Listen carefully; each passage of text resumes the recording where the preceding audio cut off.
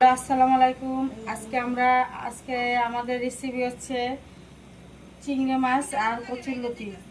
প্রথমে আমি সাদা তেল দিয়ে সরষের তেল দিয়ে দিব। মাছটা দিয়ে দিলাম, কাঁচামরিচ দিয়ে দিলাম, পেঁয়াজ দিয়ে দিলাম, ভালো করে ভেজে নিব।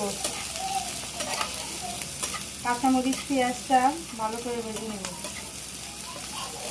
আমার চিংড়ি মাছ আর পেঁয়াজ ভাজা হয়ে গেছে। আমি এক এক করে মশলা দিয়ে দেব। এখন আমি রসুন দিয়ে দেব, আদা দিয়ে দেব, আদা চামচ, রসুন 1 চামচ,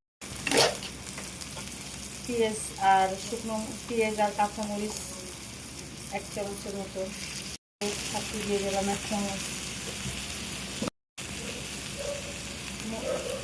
হলুদ দিয়ে দিলাম, ধনিয়া দিয়ে দিলাম 1 চামচ, দিয়ে দিলাম পরিমাণ মতো। আপনারা আপনাদের মন মতন দেবেন। আমি এখন মশলাটা নাড়াই দিব। মশলার ভিতরে একটু পানি দিয়ে দিব। মশলাটা পানি দিয়ে ভালো করে একটু কষায় নিব।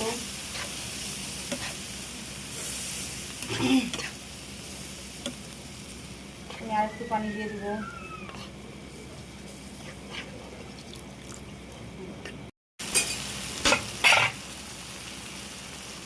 আমার মশলাটা কষানো হয়ে গেছে গা, আমি এখন লতি দিয়ে দিব।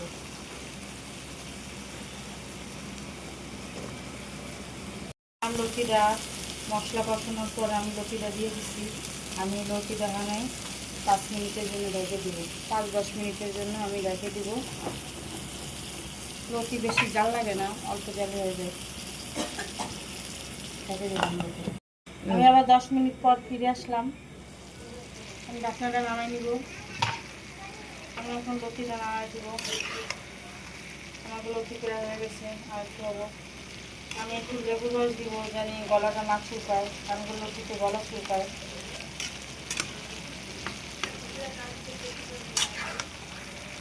আপনাদের যদি এই রেসিপিটা ভালো লাগে আমাকে লাইক, শেয়ার, কমেন্টস করবেন।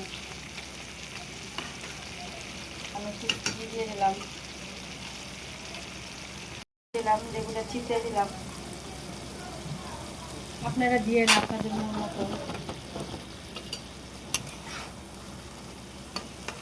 লতিটা একটু শক্ত আছে, আর একটু থাকবো দমে।